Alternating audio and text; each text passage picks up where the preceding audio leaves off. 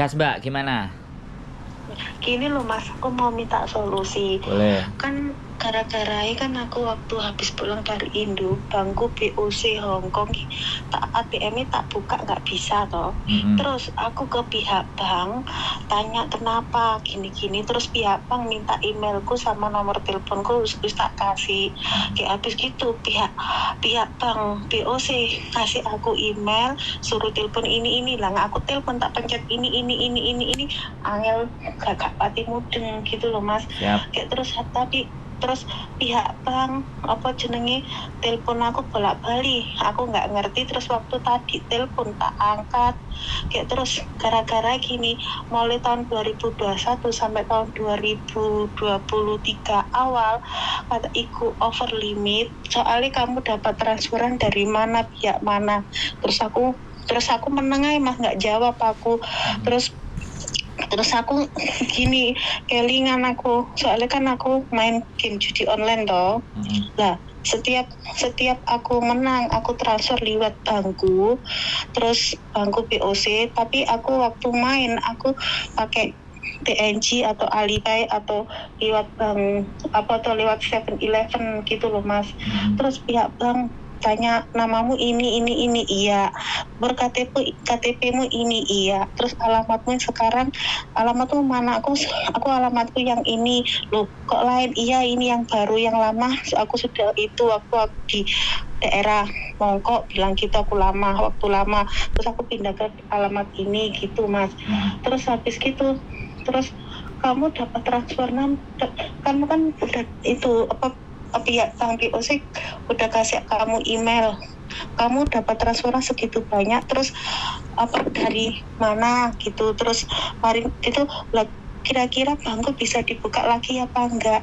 Bisa dibuka, tapi kamu sama yang transferi kamu itu apa masih saudara atau apa, terus hubunganmu itu apa, itu bisa. Nah terus aku bilang gini, seumpamanya dong bangku ditutup bisa, terus aku buka lagi lah, kenapa lah, soalnya ribet, aku nggak ngerti apa-apa, aku kan bilang gitu.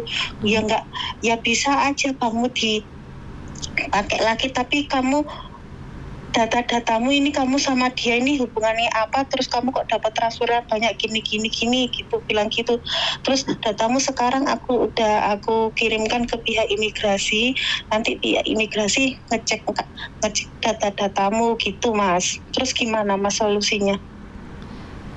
Betul, itu namanya security law. Saya cerita dulu ya Mbak. Terus nanti Mas tak ngrungokno. Sampean yang ngomong apa aku yang ngomong? Enak aku tak ngomong dulu sih ya, tak habis dulu ya Mas. Ya, jadi tadi belum habis berarti. Oke, lanjutin. Belum. Terus habis gitu aku kan tanya temanku, waktu temanku dulu itu antara 2 orang apa 3 orang pernah jual ATM-nya ke pihak anak yang beli ATM itu loh Mas. Nah terus waktu itu temanku digerebek polisi masuk ke rumahnya, terus tanya, terus temanku dibawa ke kantor polisi diinterogasi kan. Terus kamu ini kenal ini enggak. Nah terus kenapa kamu kok ada transferan dari pihak segini banyak dari ama ini, kamu nggak kenal? Enggak. Terus temanku soalnya jujur ini ATM-ku aku jual ke anak ini gitu. Terus habis gitu temanku disuruh ninggal jaminan 1.000, habis gitu setiap 3 bulan sekali dia ngarani disuruh laporan gitu loh Mas. Lah kalau kasusku kan aku bukan jual ATM-ku, cuma aku memang yang pakai, terus aku dapat transferan waktu aku menang judi online gitu loh. Saya tanya, wes apa kurung? Sudah habis Mas. Transferan masuk ke Saman sampai berapa angkanya?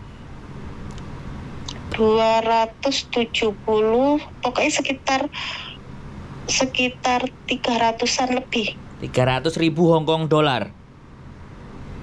Ya pokoknya uang sini namanya Saman chat gitu loh. Nule piro? 320.000 gitu. Oh 5 apa 4? 3. 320 terus 03. Oh ya berarti 04. 04 ya. Nah, total nolnya semua 4. 320 terus 0 3 kali. Jelas sampean kena security law, Mbak. Itu aku Terus nggak ngerti. gimana, Mas? Sebentar. Itu aku nggak ngerti. Itu judi online-nya sampean menang atau transaksi ATM sampean yang penjualan itu menurut sampean yang mana? Enggak, aku menang. Aku enggak jual ATM ku. Aku menang. Oke. Tapi waktu aku main, aku lewatnya TNG Oh, lah. Terus oke. Sudah nggak perlu dibaleni lagi. Aku ngerti. Intinya ada uang masuk segitu di tempat sampean ya. Nah, betul. Itu namanya security law, Mbak. Jadi nama sampean itu sudah terdetek di keterangan Hongkong, dan ketika masuk uang segitu banyaknya dengan status sampean PMI atau YANECC itu impossible. Bisa dipahami nggak? Berarti sampean melakukan sesuatu hal yang di luar pekerjaan sampean. Nah, itulah yang dia curigai. Oke. Soalnya saya cerita dulu tentang masalahnya dan nanti bagaimana solusinya ya kan. Jadi yang kedua adalah dulu pernah ada orang bisnis YANECC juga sama. YANECC bisnis dapat bonus dari perusahaan sampai 75.000. Udah dengar Mas. Udah dengar. Nah, itu itu untung karena sampean untung karena surat itu belum masuk tapi dia nelpon sampean. Bener nggak? Kalau dia langsung dijatuhi alamatnya majikan. Karena dia ngerentep transaksinya. Kalau sampean kan cuma sekali. Atau 2 kali misalnya, atau 3 kali lah. Nah kalau dia kan duitnya itu ngerentep sampai terakumulasi 67. Lah iki kerjone jadi punya CC YANECC, iya kan? Tapi kok duitnya sampai sakmene, dhek nglakoni opo? Akhirnya surat medun majikan, di sidang majikan langsung interminate. Nah, nek sampean ini kan 1 kali ya sudah. Mau nggak mau, sampean harus datang ke bank karena kan sampean belum polisi. Bank hanya ngasih data ke imigrasi. Bisa dipahami nggak? Sudah ke bank waktu pertama kali toh. Lah, sekarang kan sampean disuruh ke bank lagi toh untuk menjelaskan itu transferan dari mana kan gitu toh. Bener nggak? Dia kan minta keterangan sama sampean. Loh, aku ini nanya dari cerita sampean. Dia kan mau minta keterangan toh. Oke? Tapi dia bilang ke saya, datamu sudah aku masukkan ke imigrasi, bilang gitu Mas. Ya nggak apa-apa, itu biarin aja. Nanti kan biar imigrasi yang akan lebih cross check kan, karena posisi sampean kan bekerja. Jadi tapi sampean sudah datang ke bank, terus banknya nggak ikut-ikutan. Sudah pokoknya dibilang apa? Pertama kali aku datang ke bank, aku tanya, ini kenapa ATM ku kok nggak bisa kebuka gitu, terus terus dia bilang gimana gitu loh, terus dia aku kasih email atau alamatnya apa tetap enggak itu apa jenis itu ganti, terus tak kasih alamat baru sama emailku sama nomor telepon baru gitu. Terus tetap nggak bisa dibuka? Nggak, pertanyaannya tetap nggak bisa dibuka. Dia bilang nanti kamu dapat telepon kalau seumpamanya dia tanya kamu gini-gini, nanti kamu yang jawab lah. Umpamanya tanyaannya dia bener, nanti 2 bulan kemudian bisa dibuka, bilangnya gitu. Lah tadi waktu bank telepon saya lah, dia tanya-tanya ke aku, tapi sebagian aku belum nggak begitu Pak gitu loh. Oke, makanya gini, sampean kan mau ini jelas toh, bener nggak? Iya. Datengin ke bank. Datangi ke BOC. Itu, maksudnya BOC apa mana aja nggak apa-apa ya Pak? Iya Mas. Ya sampean buka kemarin di mana? Datengin ke tempat buka aja. Bukanya di mana BOC-nya? Waduh, aku pertama kali buka ya di daerah Taipo. Ya sudah, datengin ke sana. Karena kan rekening itu terbuka atas cabang yang ada di Taipo.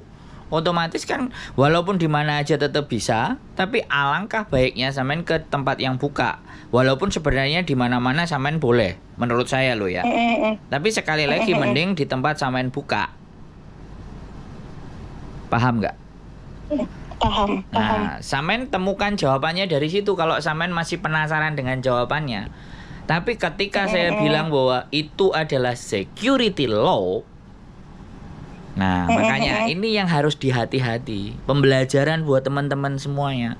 Melakukan transaksi apapun, selama sampai dari sini di sini jadi Yane CC, jangan jumlahnya yang over limit. Bisa dipahami nggak? Ini kan faktor ketidaktahuan. Makanya akan menimbulkan dampak. Tapi menurutku dengerin saya ngomong dulu. Sampean dari tadi nyerocos terus Masa harus tak gas? Saya harus ngombe pil kire, teriak-teriak. Sekarang dengerin dulu gitu loh. Sampean jangan kelihatan orang panik itu, jangan. Sampean sudah tanya sama saya, dengerin saya ngomong. Gitu loh. Ngomongnya gantian, kecuali nek sampean sing nyeritani aku tak diem. Kan dari tadi aku kan diam, Mak. Jelasin di situ. Iya kan? Kalau perlu judi online itu aku nggak ngerti hukumnya di Hongkong kena apa enggak gitu. Tapi yang jelas kan sampean enggak bekerja. Itu judi online. Dan saya menang. Anggap aja lotre, anggap aja Kak sampean menang lo hapcoy, mau sowai kan? Ya kan? Intinya kan seperti itu. Ya, sampaikan terus terang. Tapi sebelum sampaikan di terus terang, kita tanya, apakah peraturan judi online itu kalau ditransfer ke sampean itu melanggar hukum? Saya rasa kok enggak gitu loh. Karena judi. Hongkong kan judi tidak dilarang. Bener enggak? Jaran? Bener. Jaran kan enggak? Yuk, anggap aja segitu. Sampean nyeritainnya gitu, dapat. Dan kalau sampean memang ada buktinya, kemenangan sampean screenshot dan semuanya tunjukin. Tapi next episode jangan diulangi lagi. Karena baru satu kali. Menurutku ini bukan bahaya. Paham nggak? Jadi aku harus nyampein ke sampean dulu bahwa ini bukanlah hal yang bahaya. Kenapa kok tidak bahaya? Yang pertama karena judi. Judi tidak dilarang di Hongkong. Bisa dipahami nggak? Paham. Jadi sampean harus tenang dulu, datengin cabang. Ini daripada telepon tidak jelas, ada apa ATM-ku? Kamu butuh keterangan apa dari saya, tak jawab. Enak toh kayak gitu. Paham nggak? Paham. Ngono. Wes, sekarang ganti sampean mau nanya apa? Loh, enak kan kalau ngomong kayak gini. Tapi aku yang aku takutkan lumas nanti pas polisi Rene gerbek terus makanya aku diinterogasi. Makanya sebelum polisi datang, sampean harus datang dulu ke banknya, kasih penjelasan. Meng. Gitu ya. Meng. Jadi jangan sampai polisi datang dulu ke tempat sampean. Polisi datang ke tempat sampean itu karena berkali-kali pihak bank meminta keterangan sama sampean nggak tahu dan dikhawatirkan itu kan money laundry. Padahal sebenarnya itu kan hadiah. Makanya sampean harus segera datang. Karena ini duwe akeh, yo aku nek dikongkon ngeternak terus engko dikopeni yo gak apa-apa gitu loh. Jangkrik aku kok dadi moto duiten. Ya gitu Selasa tak langsung ning pusate aku buka pertama kali ya. Nah, bukan pusate. Jadi karena sampean buka di situ otomatis kalau datang di tempat situ kan dia ngelihat bukunya, dia semuanya oh ya ini buka di sini.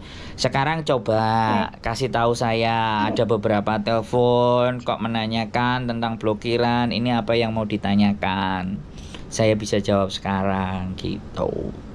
Sama izin sama majikan, dadai singsang, ibaratnya kayak gitu kan. Ini ada masalah bank gini. Gak apa-apa jujur aja, sampean menang lotre kayak sampein ke dia. Bisa dipahami nggak? Jadi biar majikan sampean itu nggak khawatir, udah biasa. Kalau menang lotre mah biasa. Orang PL kan juga banyak yang pernah dapat joki club itu kan, lo joy kan. Dan nggak ada masalah. Apa mereka ditahan? Nggak, paling kakean duit kaget terus bunuh diri. Nek sampean ojo bunuh diri. Makanya nek butuh nek butuh dikancani kan tak kancani, kan? Moto duit. Seumpamane hari Selasa enggak apa-apa ya, Mas? Ya enggak apa-apa, pokoknya hari kerja. Sumpah aku wedi tenan aku. Wediku ngene lho, malah polisi ngrebek aku mbak ning kene ya apa aku ya apa. Rungokno aku ngomong, wis. Rungokno aku ngomong pisan kas. Iya. Kalau sampean itu takut, Iya kan? Sudah terlambat. Makanya supaya tidak takut dihadepin. Karena obat takut itu ndak ada lain dan ndak bukan itu dihadepin.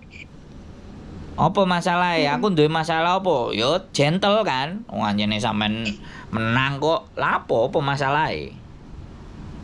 Bisa dipahami nggak? Kan sampean ndak kerja itu. Itu bukan nilai kerja dan itu bukan nilai bisnis. Tapi itu present. Present itu hadiah. Kalau hadiah menurut saya Hongkong moso wae. Itu dulu yang harus ada di benak sampean biar nggak takut. Nah, tapi ketika sampean tidak menginformasikan dan transferan itu masih menjadi tanda tanya besar, sedangkan pihak bank itu wis peraturan Hongkong untuk security law, maka harus dimintain keterangan. Orangnya tidak merespon, tangkep, datang, tanyain. Lemeng-meng ah. Meng Pak. Yes, insya Allah hari Selasa aku tak kesana. Nanti keputusannya gimana aku tak telepon sampai mana ya Mas Andro. Jadi sekali lagi nih tak kasih tahu sampean, nek ternyata menang lotre, besok lagi kalau menang lotre supaya sampean gak kena masalah, kirimno nang rekeningku. Nek sampean percaya aku, nek gak percaya ya gak apa-apa. Ngono kan lumayan, oleh-oleh 10% kan ya lumayan. Loh, saya tujuannya ngomong kayak gini tuh supaya sampean cair, Mbak. Nggak ada ketakutan. Gitu loh. Jadi orang ngomong sama saya itu juga harus ada benefit atau ada keuntungannya, nggak cuman weda-wedi seket biyen blenger aku ngrungokno wong weda-wedi. Nek weda-wedi ora usah dolinan lotre-lotrean, ora usah judi-judian online dobol anjene wong-wong iki kan. Ngono namanya duit wedi dan sembarang kali jadi diomongno jujur apa masalahnya. Hongkong negara kafir ya biasa. Nggih sampun matur sembah nuwun Mas Andro, aku mau sampean pikir yuk apa solusi nih. Ya jangan pernah takut. Kalau memang ternyata dipersoalkan sama mereka, yo wis terus aku mbok ngongkon piye? Aku kudu piye? Nek aku menang sakmono aku kudu piye? Laporan mengada-ngada. Wis gitu kan beres to. Mesti oke lah tomorrow atau next lagi, besok lagi, hati-hati ya, paling kayak gitu. Justru di Hongkong itu ketika sampean dicari-cari dan tidak merespon, yo dia bertindak. Tapi kalau sampean dicari dan cepat merespon, aman, dibuka blokiran. Mas Andro, blokirannya dibuka, wayahe ngopi karo main gedang goreng. Bahagia saya. Nggih sampun terus nuwun lek ngono Mas Andro. Jarene wedi saiki guyang-guyu sampean iki gak konsisten. Alhamdulillah. Jenenge ya aku mau telepon bojoku mbek nangis Mas Andro saking wedine aku. Lapo sih kok nangis? Enggak usah lah, enggak usah takut. Di Hongkong enggak ada yang perlu ditakutkan selama sampean bener.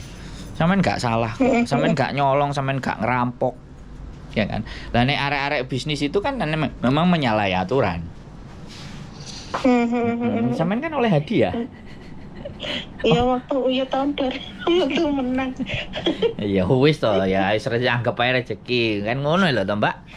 Oke? Nggih, sampun. Siap, semangat ya. Enggak usah nangis ya. Tak tunggu kabar baik berikutnya. Waalaikumsalam warahmatullahi wabarakatuh. Oke teman-teman semuanya. Jadi piye ya namanya orang takut, namanya orang khawatir dan bingung, panik itu ya wajar lah. Tapi ya gak apa-apa. Ya saya sih oke-oke saja. Ada yang bahagia gara-gara susah, ada yang bahagia gara-gara seneng, ada juga yang cerita isinya kesusahan. Macam-macam teman-teman ya. Kalian semuanya yang penting tetap semangat, tetap berjuang dan jangan pernah menyerah. Keep stay tune my YouTube channel and see you next video. Bye bye.